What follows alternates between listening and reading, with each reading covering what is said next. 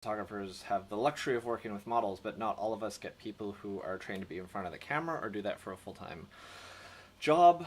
We get people that are maybe dentists or lawyers or just people going to school and need a good photo taken, and you need to make them feel equally comfortable as people who are paid to be there versus people who don't want to be there. I know we've talked a lot about camera settings and exposure and focus and sharpness and everything, and the unfortunate news is, in my opinion, after all the experience I've had in the photography industry, photography isn't about camera settings. Photography is about creating an environment where people are comfortable, where they can give you those genuine interactions or a realistic reenactment of a situation you're trying to do. Whether that's someone smiling for a headshot on LinkedIn, or whether they're running down a trail for a sports and action photo for a brand. All of this is about creating an environment, providing instructions so the person is successful, and given feedback to make sure that they get exactly what you're looking for in the camera frame. So the unfortunate news about photography, and the reason probably why some people, at least me, I went to photography school, is I really hated being in front of the camera. I could never smile right. I had braces as a kid, so my parents were always like super choked when I wouldn't smile with teeth in photographs, because like, we paid so much for your goddamn teeth, why are you not smiling? I have like a very resting, quirky smile, so I'm just gonna like settle a little bit for now on. This is what I look like 90% of the time when we do test shots on set. I don't smile with my teeth, it's too much, my face doesn't work that way, it's not genuine, this isn't how somebody looks, or at least I feel comfortable looking. But you know, when you look at all the opportunities people have to be doing things they hate, there's like public speaking, dentist, and then like having their photo taken is a very close, almost tie for second with dentists. Either people have had a really bad experience at like their high school portraits, or they've had like some particular thing they don't like their left shoulder blade looks funny to them, or their right ear. Everybody has a little quirk that they're really particular about and was probably shown poorly in a past photographic situation, and they just carry that frustration with them going forward. So you really have a short period of time to try and dissolve that, and it's a lot of work to go through, but I have some good ideas on how we can address that. So steps I take when working with talent, and I don't say models here, like it's the talent. We treat people that standing in front of the camera, they're talent, because everybody has a talent, and whether it's not smiling for 20 minutes, that's a talent in itself, and you have to work around that. So we're going to treat models and talent, same word, whether someone's been doing this full-time or they're just stepping in front of the camera for the first time. So the first thing is introduce yourself. Like, have a conversation with these people. This whole photo shoot, whether it's going to last 5 seconds or 5 hours, is going to be building a relationship with them. So you wouldn't just walk into somebody's face and all of a sudden stick a camera up and be like, hi, okay, we're going to do this photo shoot, and like, smile for me. It's just super awkward. But it's a common mistake I see a lot of students make when they're doing their first kind of model shoot, is because like, it's a nervous thing. Like, the model's nervous, and probably the photographer in the early stages is also nervous. They don't want to make a mistake. They have this whole checklist of things they want to do. So just have a conversation with people. You've interacted with people before, and that kind of leaves an easier baseline to build a relationship over the next 5 seconds or 5 hours. And put yourself in their shoes. Like, you're on this side of the camera, so you're kind of in control, you're in the driver's seat. I will even go so far as to like stand, pretend you guys are the photographer right now. I will stand where they have to stand and give them direction. Like, hey, I want you to put your feet here and turn your shoulders this way and face me over here. And then I'll get out of the way so they can copy me and stand in here. I also stand where the model needs to go to make sure the lights aren't too bright and annoying. Sometimes we use stuff in the studio that's shining directly into people's eyes and it forces them to squint and is super awkward, but you don't realize that if you stay behind the camera 100% of the time. So especially when I'm assisting on set, setting up all the lights, I make sure all the modeling lights aren't going to blind people. There's not a weird open window in the background that has sunlight streaming to, or there's a weird TV that's going to distract them and pull their attention away from the camera and off lens to be looking this way. All these little things. Put yourself in their shoes. Do you want to make it as comfortable? Is the room hot? Is it cold? Are you moving enough? Are you giving them positive feedback? Again, you don't probably want to be in front of the camera, and they don't either, so how do you make that as a positive situation for them as possible?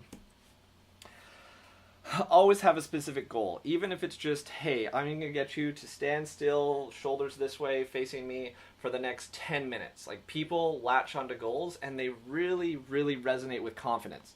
So your goal doesn't need to be this like 10-page economic plan for Canada. It needs to be, I need you to do this and this 20 times for me, and we're going to shoot photos the whole time, and then we're going to look and review them, and then we'll see where we're going to go next. Like, that is a goal, that is a plan, and then people can stop worrying about that left shoulder, that right ear, whatever that funny thing is, that little worm or bug in their ear, and like, okay, right, I have to turn. People can't think about too many things at the same time, so like, yeah, Curtis said I need to turn this way 20 times, and then they start to get a little more natural and a little more relaxed because they're now following your plan. And the more it looks like you have a plan or a goal, they're going to trust you because you're the professional. You could come in and say, I know what I'm doing.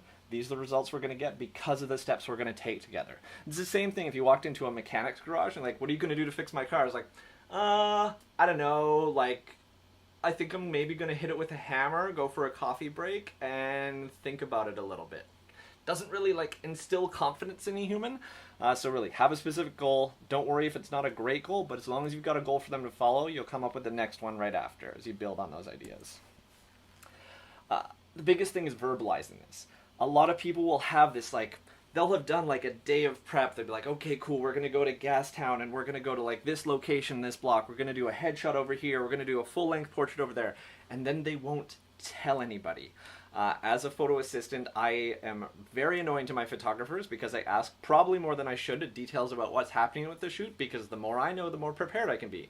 And also for the models, what they need to wear, what the weather, what the locations are going to be. How much of me is going to be in the portrait? Is it all the way down to my feet? Do I need to worry about what I'm doing with my ankles? Do I need to worry about what I'm doing with my hands?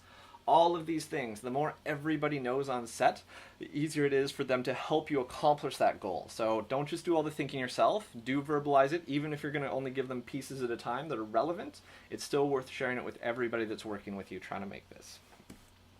After you've done that whole process and kind of like have gone through your first goal, like, hey, we're going to get you to do that twist 20 times back and forth, that's when you take a break and like, hey, I really liked it when you twisted your shoulder that way, but maybe we're going to get you to like spin in a circle now. Yes, I know these examples are crazy and stupid, but this is the time where you get to kind of step in and go, hey, we've accomplished this goal, and now we want to twist those instructions a little bit because I like it when your shirt did this when it twisted this way. You have a really fun expression when this happens over here. When you talk about your dog or your like favorite family meal you had when you were a kid, let's talk a little more about that, and while still doing all these motions. After that, you can kind of develop this tempo as you like share a goal, give feedback, look at the images, and then repeat. Okay? So there's not a whole ton of steps to this. The matter is you just have to go through this cycle so it is really easy and becomes subconscious to you. It's all these things. We have to worry about all the settings on our camera while we're trying to like develop a relationship with people and making sure we get good images on the back of the camera and sometimes don't get run over because we're standing in the street because we've got a really good location to look for this photograph. So the more things that can get on autopilot and systemized, the easier your life will be as a photographer. So I don't have a laundry list here, but these are the steps you should be taking. So introduce yourself, always nice to be friendly with talent. Put yourself in their shoes, whether the light's coming at them, see what faces their direction, is the sun in their eyes, is there something really distracting behind them? Have a specific goal and share it with them. Whatever you talk through, they need to know what you want to accomplish. Do you want to catch an action photo? Do you want a really serious expression from them? Do you want them to be really stoic and solid? Or do you want them to be active, moving around? How much space do they have to move in? All of those things. People love feedback, they love improving on things, and then you just repeat that over and over again. Photographers I look up to. Everybody has their favorites, so I've shared a couple here as examples, just talk briefly about them. So first of all, I think this is also a great photo. This is Chris Buck, and obviously Seth Rogen and Paul Rudd, whose names I remembered off the top of my head, which is great. Imagine being the photographer and pitching this as your goal. We're like, we're going to have you guys in traditional dirndl, and we're going to have you pose like this on the back alley of this building. Like, the confidence this photographer had to pull this off is just amazing. I think this stands out as one of my probably favorite portraits of Chris, and maybe ever. The seriousness, and they just, like, totally bought into it. You can read the backstory in the magazine article. I think this was published in GQ way back when. But this was kind of like the last idea on set, and they'd done all these, like, serious, very on-purpose photographs, and then Chris, the photographer, was like, hey, I have an idea. Like, what do you guys think of this idea? And Paul and Seth totally got into it and then created this image, which is awesome. So, again, trust your clients and trust your talent to buy into things. If you have enough confidence, you think it's a great idea, like, images don't need to see the light of day. That's the big thing with photographers. We want our work to look professional out there. We don't want to catch people in these like weird half expressions like sneezing, both eyes closed and things like that. We want the best possible results so we look good as photographers. So as long as clients know that's what you're on board for and trying to create a great image, I think you can get a little more latitude out of the very serious people out there. I also really look up to some photographers I work for by the name of Adam and Kev. They have this offshoot business called the Portrait Guest Book. What happens is they go into weddings, and rather than getting people to sign a portrait guest book, they set up a lighting station with like great professional lighting, a really bespoke set, whether that's a nice couch, a beautiful background, and then they have all the wedding guests cycle through this couch or whatever seating arrangement they have and ask them really interesting questions to prompt some fun reactions. So these are just people that are not professional models, they're at a wedding, they've probably had a couple drinks at this point, but it's such a genuine experience. And the lucky thing about looking up to Adam and Kev is I get to be on set and see these things happen in the environment that they create. And from that experience, I've kind of built my own approach to my clients. But again, it's finding people out there and getting those genuine reactions. I'm not a photographer that's like pose with your elbow here and like put your chin on your fingers like this.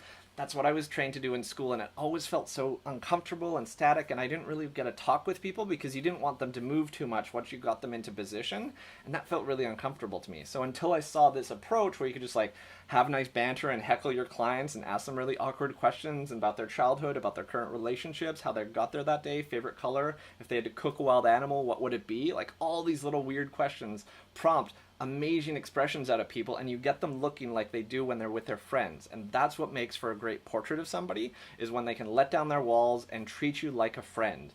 And sometimes you don't have too much time to get that to happen, but I think that's what photography is, getting and developing a really close relationship with somebody in a very short period of time.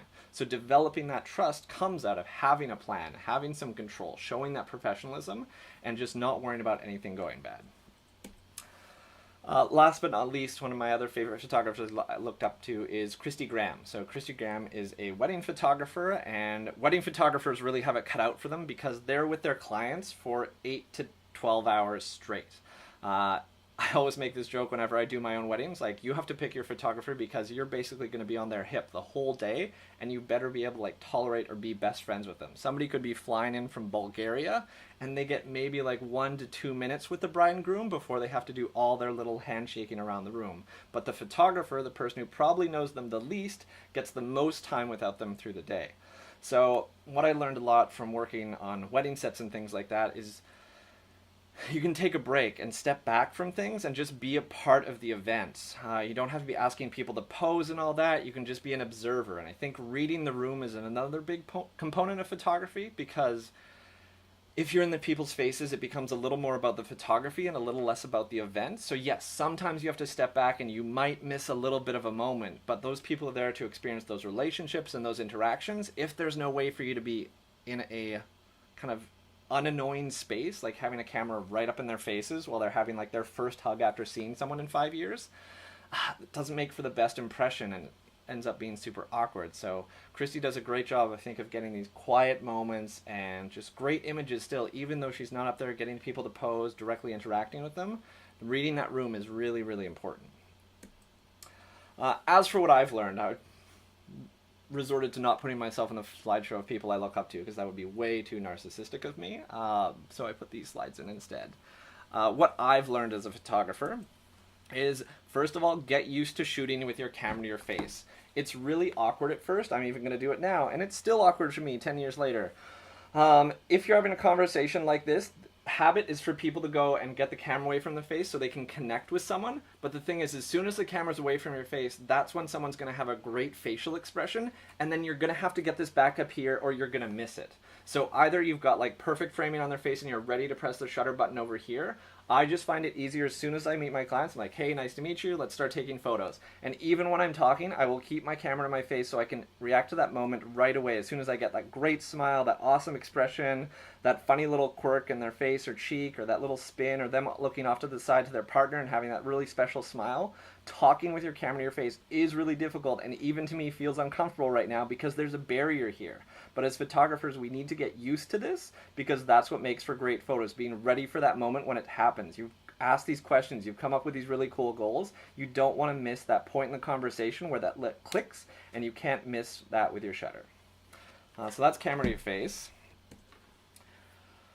The big thing is letting them know when to relax. Me on this side of the camera, I never relax because I'm just super high strung when I teach, which is fine. But one thing I notice when photographers are doing a shoot is they'll do like 20 or 30 photos, click, click, click, bang, bang, and then they'll go to review on their computer, something like that, and then the talent will still be there waiting and ready and like doing the thing they were asked to do, and they don't need to be completely on like situation red mode for the next photo to happen. You say like, as soon as you're done taking photos, be like, hey, thank you, we're going to take 5 minutes to review these photos.